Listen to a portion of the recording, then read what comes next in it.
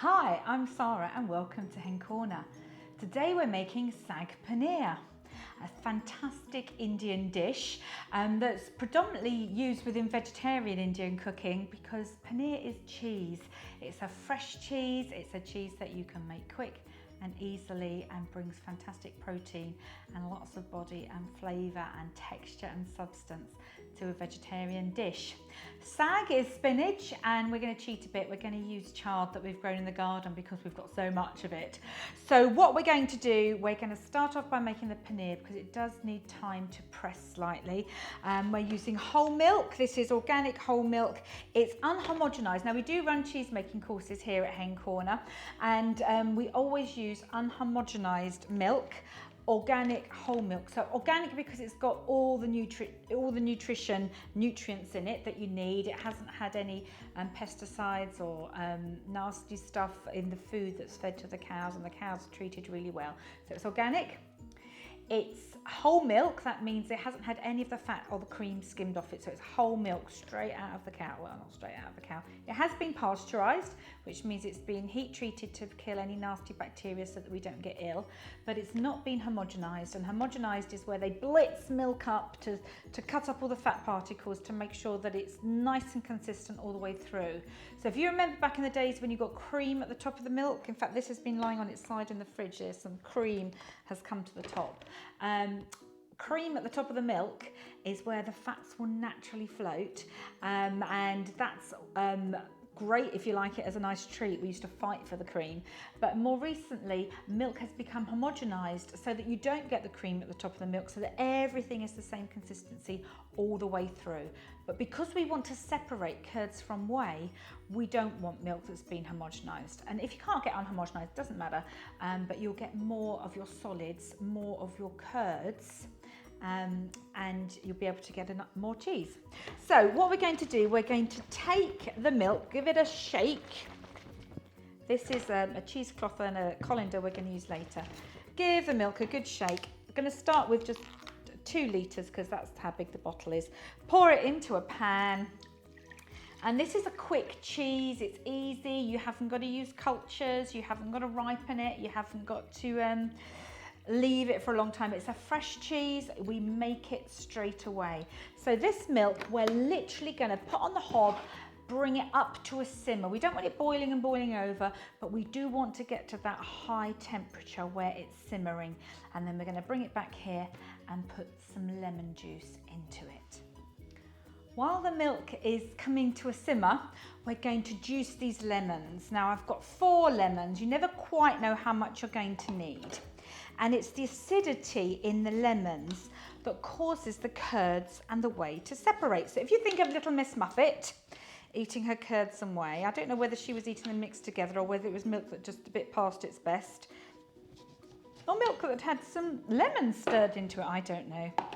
So we're going to juice the lemons, and then we want about 1/4 cup of lemon juice that we're going to stir into our warm milk.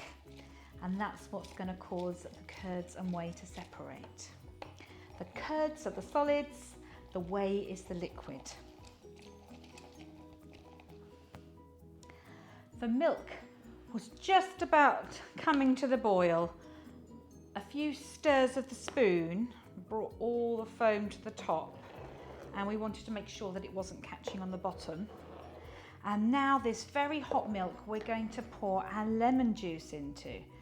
So I only managed to physically get 3.5 lemon juices of 3.5 lemons into this jug. So we're going to pour this on and we're going to stir it through.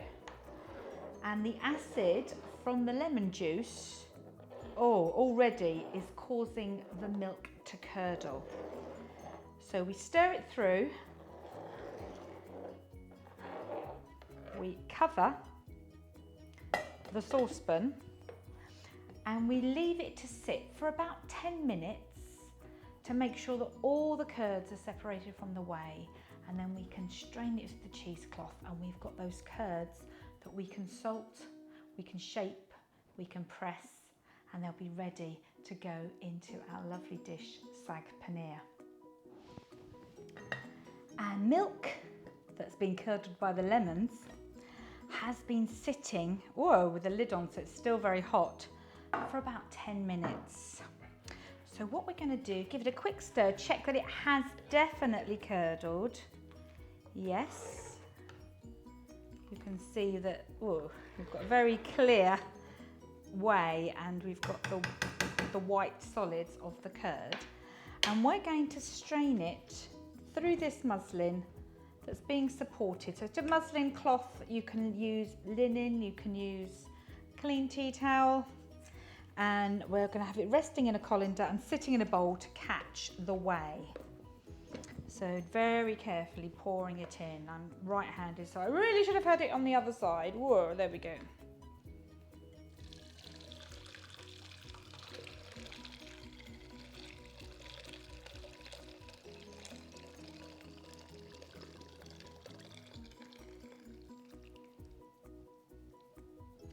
Excellent, that's the pan out of the way. Oh my goodness, there's actually quite a lot of whey that's come away, lots of whey jokes. So what I'm going to do, I'm actually going to have this draining in the pan now, the empty pan, because my bowl, as you can see, is completely full of whey. So that's sitting in there. So we've got the curds that are forming our paneer cheese are sitting in the colander, in the cheesecloth, in the muslin. We can tie the muslin together, tie the corners together, and we can start to squeeze the whey out. In fact, before I do that, I'm going to just put some salt in. I want it to be slightly salted. So a little bit of salt.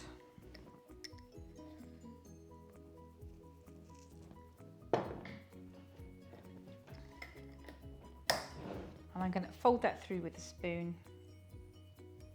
It's a bit like rice pudding, sort of tapioca-y cottage cheese. Well, of course it's like cottage cheese. Of course it's like cottage cheese.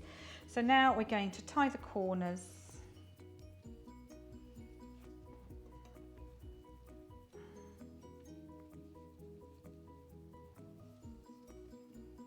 There we go, and we've got our cheese. So,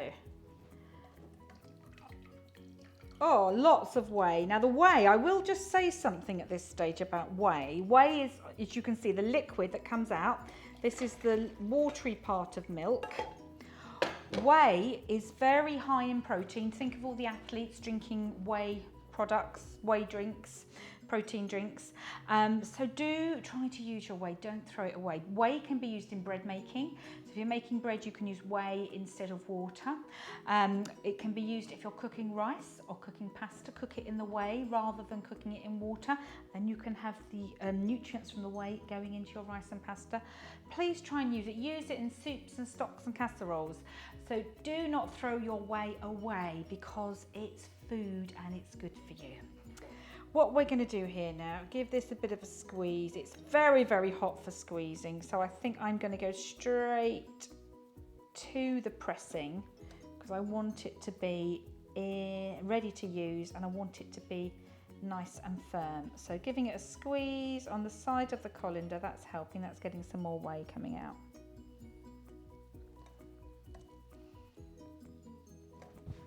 So can you see, I'm just squeezing it, pressing it against the side of the colander. It's still very hot. Just squeeze the whey out. And then we want to have a nice piece of cheese that you can cut into cubes because we're making saag paneer, remember? So what we're going to do, we're going to press it. And this is how we're going to press it. Whoa, keep the drips over there. I've got one dinner plate. I'm going to put my cheese there on the dinner plate. Then another dinner plate on top. And then a weight on top of that. It's going to wobble. There we go. That's sitting perfectly. We're going to leave it until the cheese has cooled, so that'll be about half an hour or so. We want it to be nice and firm so that we can cut it into cubes and stir it through our Saag Paneer. So let's just put that to the side, and then we'll come back to it when it's cool. Whilst our paneer cheese is pressing, we're going to prepare the saag. And as I said, I'm cheating a bit. It's not spinach, it's chard, but we work with what we've got. And if I've grown loads of chard, we're going to eat it. So what we're going to do, I've picked the chard, I've washed the chard, but I'm going to start off by chopping some onion and some garlic and having that sauteing in the pan. I've got a big wok here because the chard will wilt down, so it's quite a lot of chard, but it will wilt down. So I've got some olive oil that I've popped in there. I'm now going to put some onion, and we're going to chop some garlic. So it's one large onion and 3 or 4 cloves of garlic. Bit of kitchen roll is very handy for the garlic skins. We're going to chop the garlic up, or finely slice. And then the onion and the garlic can go into the wok.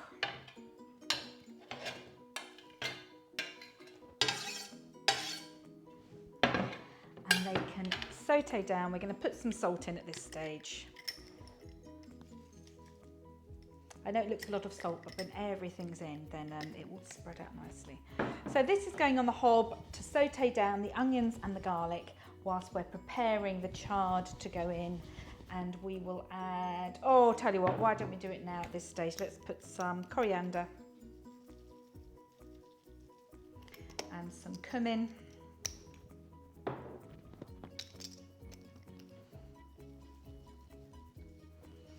And some chili flakes. There we go. We will get that softening on the hob. While the onion and the garlic are sauteing on the hob, it's time to prep the spinach. Now I've picked it, I've washed it. I'm just going to give it a quick once over to make sure there's no surprises. I have got, sorry, it's not spinach, it's chard, but it's interchangeable. I haven't picked the long stems of the chard because they're quite a bit firmer than the leaf. Look, bits of leaf that are not their best, pop it on the pile for composting. And what I'm going to do, I think we've had some snails hiding under there. That's fine, as long as they don't go in the dish. If you want to use the stems, or you can see this is a bit thicker here, then it's quite good to get the stems in the pan at the same stage as the onions, because then it can cook down together. It will need a little bit longer cooking. We're going to have this simmering down to a really nice consistency. Brilliant. I'm happy with all those leaves. So now I'm just going to chop them down, and they can go back into that colander. Oops. And that can go in with the onions and the garlic.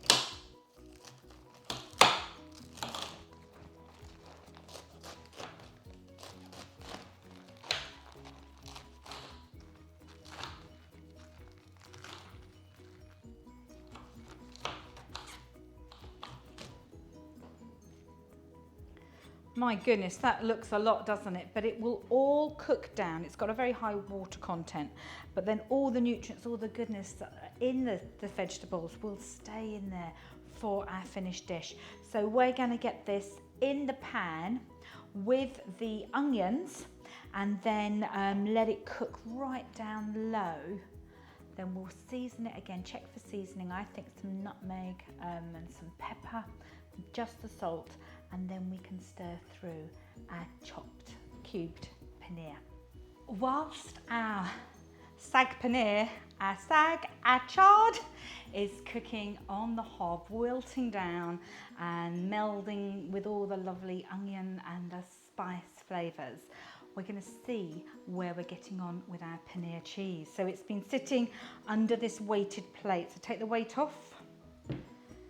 Take the top plate off. Whoa, you can see that we've got lots of whey, but we've got a block of cheese.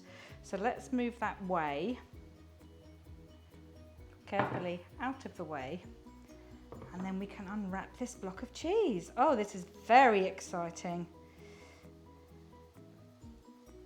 How quick was that to make? It's just sitting there for about half an hour. So it's still warm.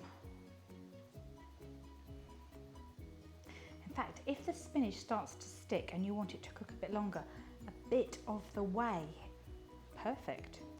Now look at this, we have got a block of cheese that is ready to cut. Oh, it's quite firm. Cut it into cubes. Oh, I'm going to taste this tiny bit. Very mild, very nice. So I'm going to bring over our saag and let it meet our paneer. Here is our saag chard. I'm going to add some nutmeg and some black pepper. Give it a stir through. Have a taste. Oh, it's hot. Just want to give it a taste.